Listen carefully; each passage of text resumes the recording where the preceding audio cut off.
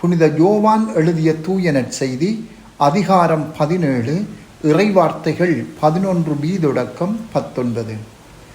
இயேசு வானத்தை அண்ணாந்து பார்த்து வேண்டியது: தூய தந்தையே, நாம் ஒன்றாயிருப்பது போல் அவர்களும் ஒன்றாயிருக்கும்படி நீர் எனக்கு அளித்த உம் பெயரின் ஆற்றலால் அவர்களை காத்தருளும். நான் அவர்களோடு இருந்தபோது நீர் எனக்கு அளித்த உம் பெயரின் ஆற்றலால் அவர்களை காத்து வந்தேன், நன்கு பாதுகாத்தேன். அவர்களுள் எவரும் அழிவுறவில்லை. மறைநூலில் எழுதியுள்ளது நிறைவேறும் வண்ணம் அழிவுக்குரியவன் மட்டுமே அழிவுற்றான். இப்போது உம்மிடம் வருகிறேன். என் மகிழ்ச்சி அவர்களுள் நிறைவாக இருக்கும்படி நான் உலகில் இருக்கும் போதே இதை சொல்கிறேன். உம் வார்த்தையை நான் அவர்களுக்கு அறிவித்தேன். நான் உலகை சார்ந்தவனாய் இல்லாதது போல் அவர்களும் உலகை சார்ந்தவர்கள் அல்ல. ஆதலால் உலகம் அவர்களை வெறுக்கிறது. அவர்களை உலகில் இருந்து எடுத்துவிட வேண்டுமென்று நான் வேண்டவில்லை. தீயோனிடம் இருந்து அவர்களை காத்திருள வேண்டுமென்றே வேண்டுகிறேன். நான் உலகை சார்ந்தவனாய் இல்லாதது போல் அவர்களும் உலகை சார்ந்தவர்கள் அல்ல. உண்மையினால் அவர்களை உமக்கு அர்ப்பணமாக்கியருளும். உமது வார்த்தையே உண்மை. நீர் என்னை உலகிற்கு அனுப்பியது போல நானும் அவர்களை உலகிற்கு அனுப்புகிறேன். அவர்கள் உண்மையினால் உமக்கு உரியவராகும்படி அவர்களுக்காக என்னையே உமக்கு அர்ப்பணமாக்குகிறேன். சிந்தனை: நீர் எனக்கு அளித்த உமது பெயரின் ஆற்றலால் அவர்களை காத்தருளும் என்று இயேசு தந்தையை நோக்கி மன்றாடுவதை நாங்கள் வாசிக்க கேட்டோம். ஆண்டவரின் பெயரை பற்றி இன்று சிந்திப்போம். கடவுளின் பெயரே அவரது அடையாளம், அவரது குணம் மற்றும் வல்லமையின் முழுமையான வெளிப்பாடாகும்.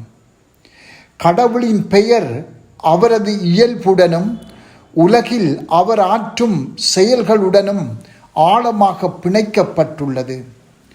அவருடைய பெயர் அவர் யார் என்பதையும் மக்களுடனான அவருடைய உறவையும் பிரதிபலிக்கிறது. பழைய ஏற்பாட்டில் ஆண்டவர் தாமே இருக்கின்றவர் என்று எரியும் புதரில் இருந்து மோசேக்கு தம்மை வெளிப்படுத்துகின்றார். நாமே இருக்கின்றவர் என்பதே அவரது அடையாளம். அதன் அர்த்தம் என்னவென்றால், கடவுள் நிலையாக இருப்பவர், நித்தியமும் இருப்பவர், தன்னில் நிறைவாக இருப்பவர், தாமாகவே இருப்பவர், தொடக்கமும் முடிவுமின்றி இருப்பவர், படைப்புக்கள் அனைத்தின் மீதும் ஆட்சி உரிமை கொண்டு இருப்பவர் என்பதாகும். யோவான் நற்செய்தியிலே தமது பெயரின் ஒவ்வொரு இயல்புகளை அவர் வெளிப்படுத்துகிறார்.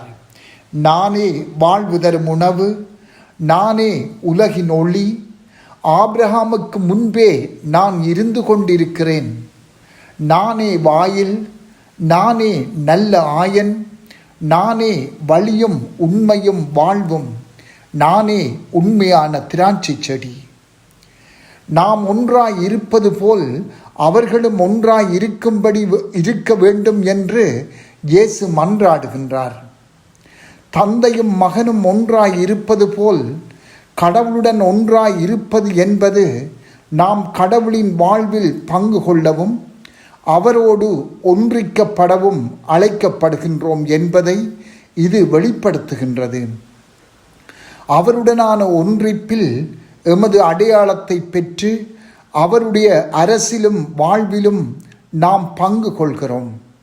இதன் மூலம் கிறிஸ்துவின் உடலாகிய திரு அவையில் அங்கத்தவனர் ஆகி அவரில், அவருடன், அவர் மூலமாக செயல்படுகின்றோம்.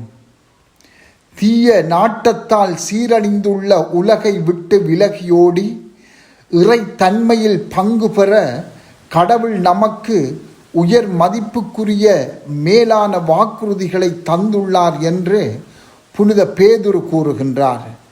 2 பேதுரு 1:4. இந்த இறைவார்த்தை நாம் அடையப் போகும் தெய்வீக வாழ்வுக்கு அடித்தளமாக அமைகிறது. நாம் பெற்றுள்ள உயர்ந்த அழைப்பை இன்று சிந்திப்போம். கடவுளின் வாழ்வில் பங்கு கொள்ளவும், அவரில் எமது அடையாளத்தை பெற்றுக்கொள்ளவும், அவருடைய வல்லமையுள்ள பெயரில் வாழவும் நாம் அழைக்கப்பட்டுள்ளோம்.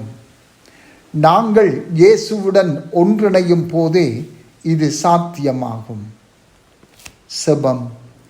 விண்ணுலகில் இருக்கிற எங்கள் தந்தையே, உமது பெயர் தூயது என போற்றப் பெறுக.